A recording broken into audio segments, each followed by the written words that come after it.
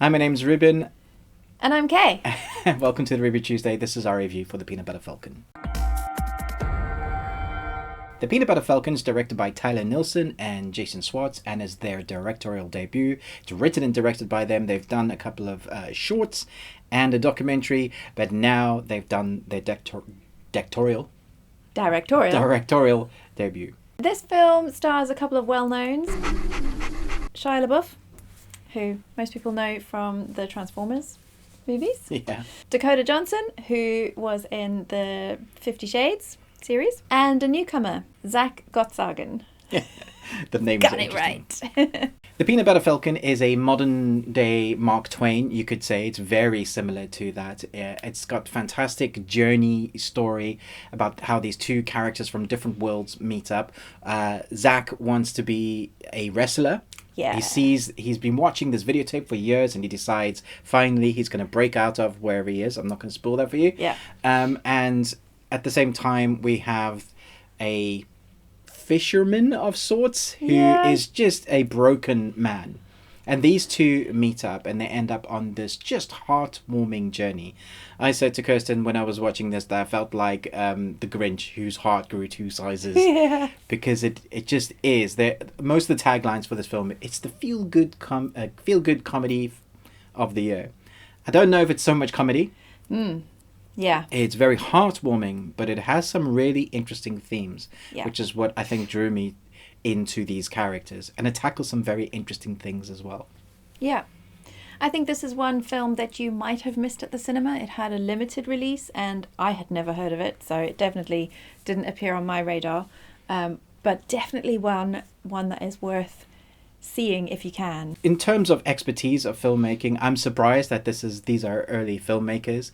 It definitely has an indie feel to it, but the shots, the expertise of which they have calibrated their story in between the editing and getting the most out of what they wanted from the actors. Yeah. You can see they've spent a long time with their actors to get those scenes that just come across as real and genuine. Yeah. And I think probably they allowed Zack to be himself. That's not to say he isn't a great actor, but I imagine with Down syndrome, it is a difficult way to kind of tackle something. You would do it differently. I guess people who are disabled, we're starting to see that more and more in films and TV shows, which is fantastic.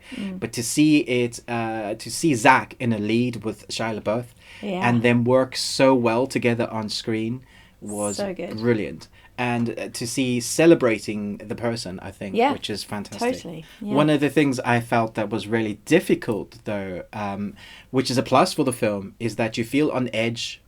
I felt on edge the whole time watching it because Zack is a person that does need a bit of protection, you think, which I think is a very big part of the story. Yeah. And so my kind of fatherly nature, and I'm sure your motherly nature, kind of wants to protect Zack the whole time. Yeah. I mean, he does seem quite vulnerable, especially at times. And you will see when you watch the film, you'll be like, oh, yeah, that's vulnerable. But often those times are when he's experiencing life for real, and that's what makes the film stand out against some of those others.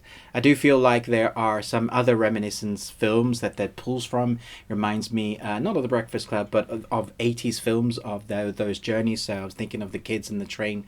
Stand By Me. Stand By Me. It felt like that. It's not Stephen King, but it definitely had that sort of journey, real heartfelt, getting to know your characters well.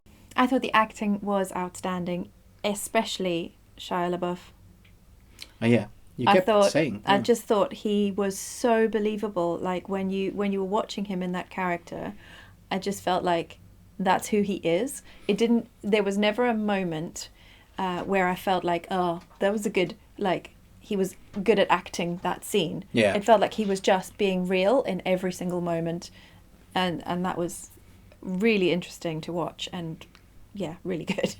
I've always actually liked Shia LaBeouf as an actor. I know he gets a lot of flack from doing Transformers, and I personally think that was the way he was directed. Yeah. And the scripting, like what they had to work with in the Transformers movies, I mean, you work with what you get. Yeah. But I've seen him in other films. I loved him in Holes. He was fantastic in that, the Disney film, one of our family favorites.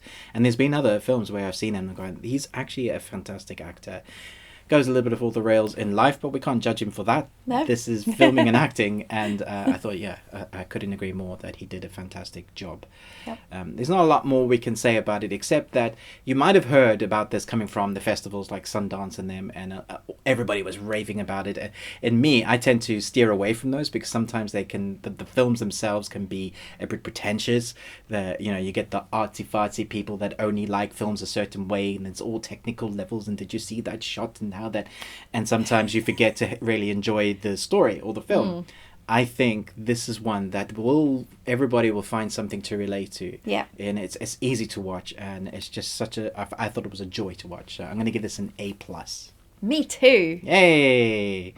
Let us know in the comments below what you thought about this review and film. Can we do it better? Did you like the film? Have you heard of it? We're going to have a competition, so if you want to win a copy of this, let us know. We'll let you know in post on the YouTube. Thanks so much for watching this review, and until next time, remember... Live long on Tuesday. Indeed. Why don't you say it with me?